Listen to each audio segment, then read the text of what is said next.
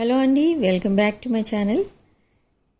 ఈరోజు reading late night thoughts and ఈరోజు మీ పర్సన్ ఫీలింగ్స్ ఎలా ఉన్నాయి, కరెంట్ ఫీలింగ్స్ ఇవన్నీ చూద్దాం రీడింగ్లో.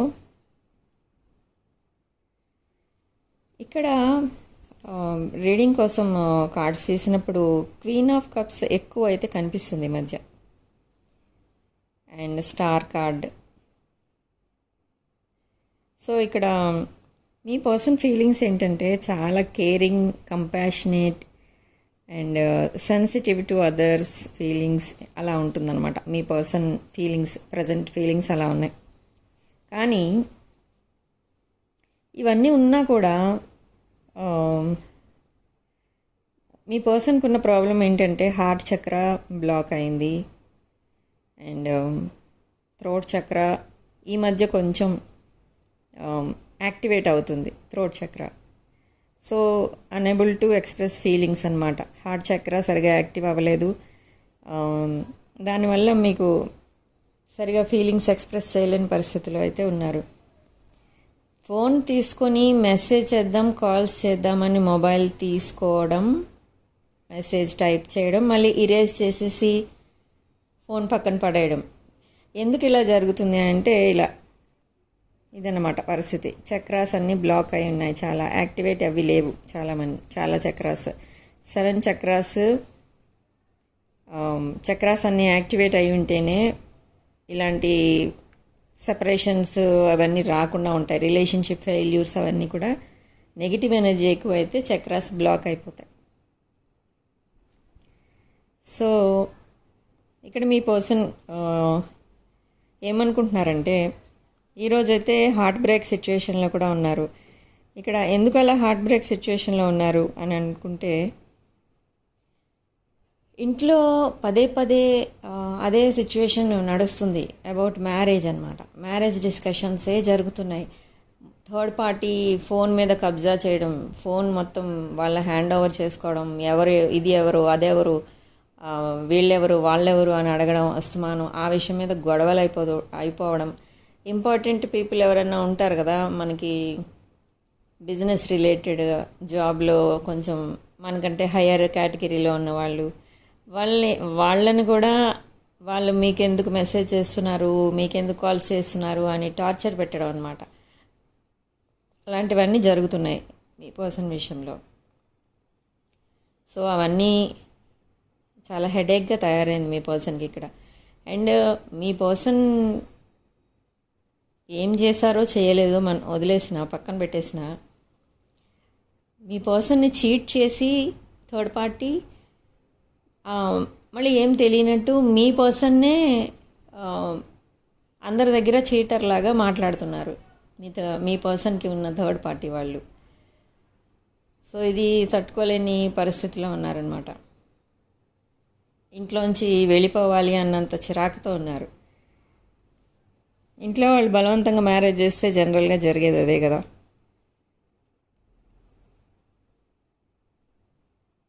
సో ఇక్కడ మీ పర్సన్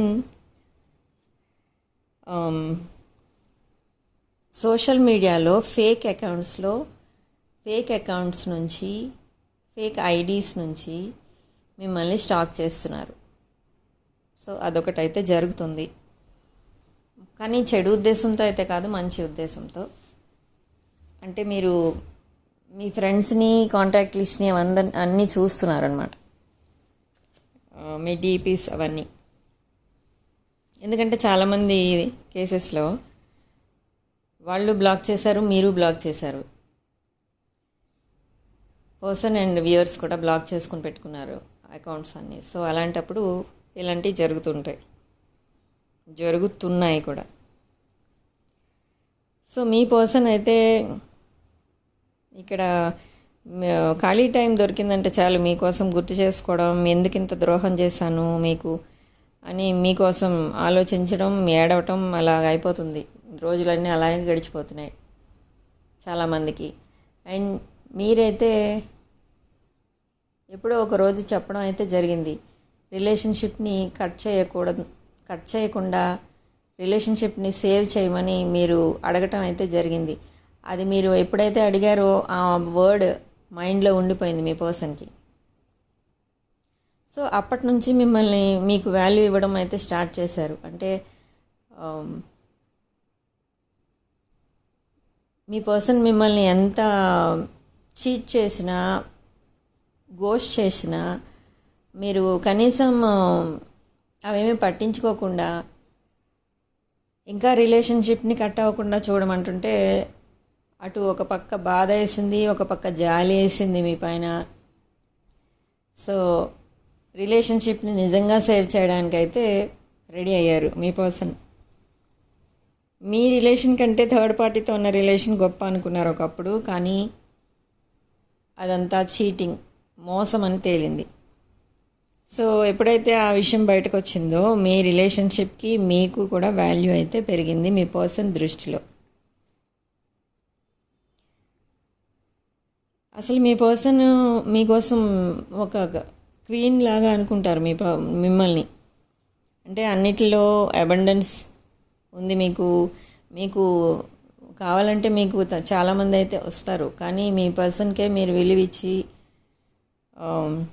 ఇంకా రిలేషన్షిప్ని కంటిన్యూ చేద్దామని అనుకుంటున్నారు. కాబట్టి మీరు మీ పర్సన్ దృష్టిలో ఒక క్వీన్తో సమానం అన్నమాట. అందుకే ఎన్ని గొడవలు వచ్చినా వాటన్నిటినీ ఫేస్ చేసి ఎలా అయినా మిమ్మల్ని మ్యారేజ్ చేసుకోవాలని చూస్తున్నారు మీ పర్సన్. మీ విషయం ఇంట్లో పేరెంట్స్కి కూడా చెప్పడం అయితే జరిగింది.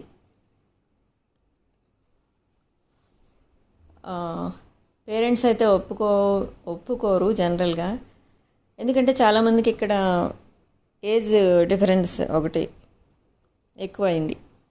అదే మెయిన్ టాపిక్ అయిపోయింది ఇక్కడ. ఏజ్ డిఫరెన్స్, కొంతమందికి క్యాస్ట్ డిఫరెన్స్. కొన్ని క్యాస్ట్ విషయం పట్టించుకోకపోయినా ఏజ్ విషయం అయితే కన్సిడర్ చేయాలి అని అంటారు అందరూ, రిలేటివ్స్, ఫ్రెండ్స్, వాళ్ళతో పాటు పేరెంట్స్ కూడా. కానీ మీ పర్సన్కి మాత్రం అది లేదు, అది మైండ్లో అవసరం లేదు, ఏజ్తో ఏం పని అని అంటున్నారు.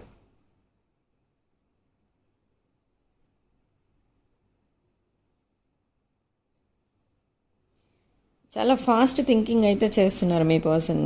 ఫాస్ట్ థింకింగ్తో పాటు ఓవర్ థింకింగ్ కూడా చేస్తున్నారు. అండ్ యాంబిషన్స్ ఏవైతే ఉంటాయో వాటన్నిటినీ తీర్చుకోవాలి, రీచ్ అవ్వాలి అని అయితే ఉంది. ఒక లగ్జరీ లైఫ్ కావాలి, ఫైనాన్షియల్ స్టెబిలిటీ కావాలి మీ పర్సన్కి. సో వాటన్నిటికీ ప్లానింగ్ అయితే చేసుకుంటూ ఉన్నారు. మీరు ఎప్పుడైతే మీ పర్సన్ లైఫ్లో ఉన్నారో వీటికి ఫైనాన్షియల్గా కానీ హ్యాపీనెస్ విషయంలో కానీ అసలు దేనికి లోటు లేకుండా ఉండేది, మనశ్శాంతి ఎక్కువ ఉండేది.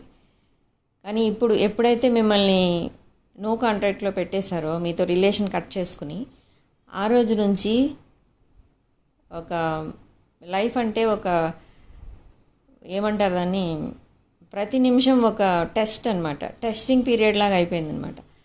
ఛాలెంజింగ్ పీరియడ్ అయిపోయింది మీ పర్సన్కి మీరు తన లైఫ్లోంచి వచ్చేసిన తర్వాత.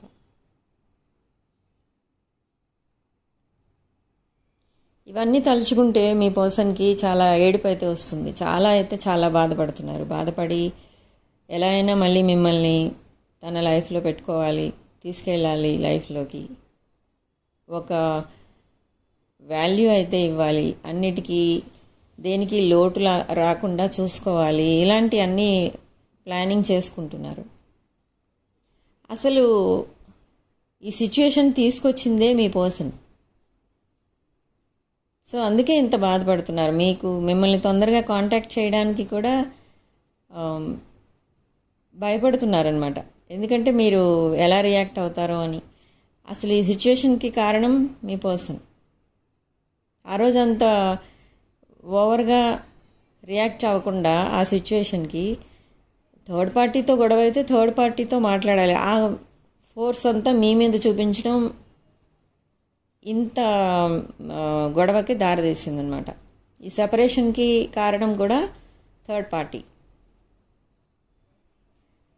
థర్డ్ పార్టీ ఎవరైతే మీకు కాంటాక్ట్లో ఉన్న వాళ్ళు ఉన్నారో మీకోసం చాలా బ్యాడ్గా అయితే చెప్పడం జరుగుతుంది అక్కడ. కానీ మీ పర్సన్ అవేం పట్టించుకోవట్లేదు. బట్ జరుగుతుంది మీకోసం. డిస్కషన్స్లో చాలా వరస్ట్ లాంగ్వేజ్ యూజ్ చేయడం, మీ మీద బ్యాడ్ వర్డ్స్ యూజ్ చేయడం, అలాంటివన్నీ జరుగుతున్నాయి అక్కడ. మళ్ళీ వాటన్నిటికీ మీ పర్సనే జవాబు చెప్పుకోవాల్సి వస్తుంది. సో చాలామంది నెంబర్స్ అయితే ఇంకా బ్లాక్ చేసి పెట్టడానికి కారణం అది. ఎందుకంటే ఇప్పుడు మీ పర్సనే రైట్ పర్సన్ కాదు, మీ పర్సన్కే బ్యాడ్ హ్యాబిట్స్ ఉన్నాయి, అఫైర్స్ ఉన్నాయి, అవన్నీ ప్రూవ్ చేసేస్తే అందరూ అటువైపు డైవర్ట్ అయిపోతారు. మీ వాళ్ళ థర్డ్ పార్టీని వదిలేస్తారు. ఇక్కడ థర్డ్ పార్టీకి అసలు సొసైటీలో ఒక బ్యాడ్ నేమ్ అంటూ వచ్చింది మీ థర్డ్ పార్టీకి. కానీ ఆ థర్డ్ పార్టీ ఏం చేస్తున్నారు, ఇటు మీ పర్సన్కి బ్యాడ్ నేమ్ వచ్చేటట్టు క్రియేట్ చేస్తున్నారు ఆ సిచ్యువేషన్స్ అన్నీ.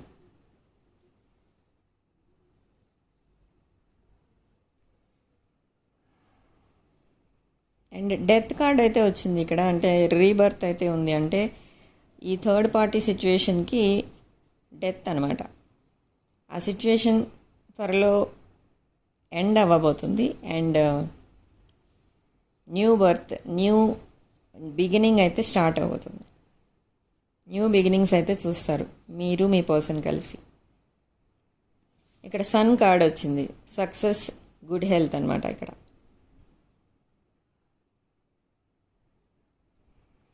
అండ్ ఆ చీటింగ్ ఎందుకు జరిగిందో మీ పర్సన్కి థర్డ్ పార్టీ వల్ల, ఇంకా అదే గుర్తు చేసుకుని అసలు ఇన్ని రోజులు నేను ఎంత బ్లైండ్గా నమ్మానో థర్డ్ పార్టీని అని అదొక బాధ. నా టైం అంతా వేస్ట్ చేసుకున్నాను, చాలా ఇన్వెస్ట్ చేశాను థర్డ్ పార్టీ పైన అని బాధపడుతున్నారు మీ పర్సన్. సో ఇవన్నీ లేట్ నైట్ థాట్స్ అనమాట మీ పర్సన్వి. నైట్ అంతా ఇలాంటి ఆలోచనలతోటే బాధపడుతూ ఉంటారు. మీ పిక్స్ చూసుకుంటూ టైంపాస్ చేస్తూ ఉంటారు, హీల్ అవుతూ ఉంటారు.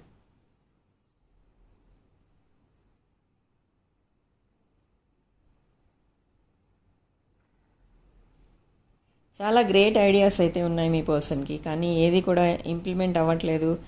ఏది అసలు ఇంప్లిమెంట్ చేద్దామన్నా కూడా ఆ టైం రావట్లేదు.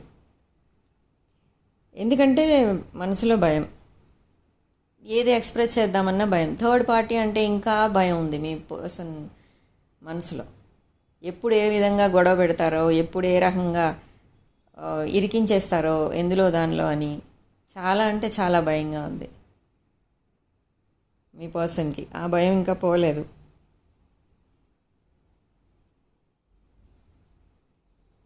కానీ మీకోసమైతే చాలా స్ట్రగుల్ చేస్తున్నారు. మిమ్మల్ని మ్యారేజ్ చేసుకోవడానికి, మీతోటే మ్యారీడ్ లైఫ్ చూడాలి, ప్రతి నిమిషం మీతోనే కలిసి ఉండాలి అన్న ఫీలింగ్లో ఉన్నారు మీ పర్సన్. భగవంతుడిని రోజు ఇదే ప్రార్థిస్తూ ఉంటారు, మీ పర్సన్కి మీకు మ్యారేజ్ అవ్వాలి త్వరలో. ఎవరు ఆస్ట్రాలజర్స్ కనబడినా, పండిట్జీలు కనబడినా, ఎవరు కనబడినా కూడా ముందు మీ ఇద్దరి కోసమే అడుగుతున్నారు మీ పర్సన్. ఎప్పుడు మ్యారేజ్ అవుతుంది, నేను ఈ సిచ్యువేషన్ నుంచి ఎప్పుడు బయటకు వస్తాను, ఇదే అడుగుతూ ఉంటారు మీ పర్సన్. హార్ట్ బ్రేక్ సిచ్యువేషన్ అయితే ఇంకా కనిపిస్తుంది మీ పర్సన్కి. మోసపోయిన ఎనర్జీస్ ఏవైతే ఉన్నాయో ఆ ఎనర్జీస్ ఇంకా బేర్ చేస్తున్నారు. వాటిని రిలీజ్ చేసుకోవడానికి ట్రై చేద్దామన్నా కూడా ఇంట్లో వాళ్ళు, రిలేటివ్స్ సపోర్ట్ చేయట్లేదు. ఎందుకంటే వాళ్ళు థర్డ్ పార్టీకి కొంచెం సపోర్టింగ్గా ఉన్నారు. మీ పర్సన్ కంటే థర్డ్ పార్టీకి సపోర్టింగ్గా ఉన్నారు. ఎందుకంటే థర్డ్ పార్టీ చాలా ఇంటెలిజెంట్ అనమాట ఇలాంటి విషయాల్లో. ఏదో రకంగా మాట్లాడేసి వాక్చాతుర్యం ఎక్కువ, ఎలాంటి వాళ్ళనైనా ఫ్లాట్ చేసేస్తారు థర్డ్ పార్టీ. సో అలాగ అందరినీ వాళ్ళకి ఫేవరబుల్గా తిప్పుకోవడం, వాళ్ళకి ఫేవరబుల్గా మాట్లాడించుకోవడం జరుగుతుంది. సో ఇప్పుడు వీళ్ళందరూ ఫ్యామిలీ మెంబర్స్ అందరూ ఒకటైపోయి అటు మీ పర్సన్ని ఒక్క లోన్లీ చేసేసారు మీ పర్సన్ని. సో ఇప్పుడైతే చాలా లోన్లీగా ఫీల్ అవుతున్నారు పాపం మీ పర్సన్. ఓన్లీ ఫ్రెండ్స్ ఒకటే సపోర్ట్. సో ఈ రీడింగ్ కనుక మీకు రెజనేట్ అయితే I'm so happy. Personal readings, reunion remedies ఏం కావాలన్నా కూడా నా వాట్సాప్ నెంబర్కి పింగ్ చేయండి. డిస్క్రిప్షన్ బాక్స్లో నా వాట్సాప్ నెంబర్ ఉంటుంది. అండ్ ఈరోజు Aries, Leo, Sagittarius and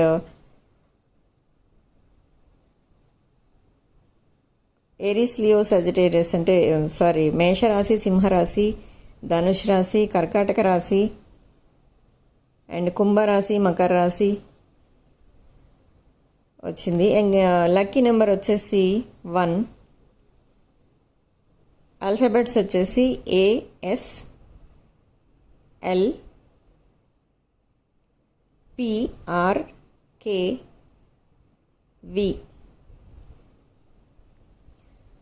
so ఇదన్నమాట ఈరోజు రీడింగ్. నా ఛానల్ని లైక్ చేయండి, నా వీడియోని లైక్ చేయండి, ఛానల్ని సబ్స్క్రైబ్ చేసుకోండి. అండ్ ఎవరికైనా రుద్రాక్షలు, లక్కీ స్టోన్స్, క్రిస్టల్స్ ఏం కావాలన్నా కూడా నా వాట్సాప్ నెంబర్కి పింగ్ చేయండి. Reunion remedies and personal readings ఏవైతే ఉన్నాయో అవన్నీ కూడా ఛార్జబుల్ అండి. అమౌంట్ పే చేసి తీసుకోవాల్సి ఉంటుంది. Thanks for watching.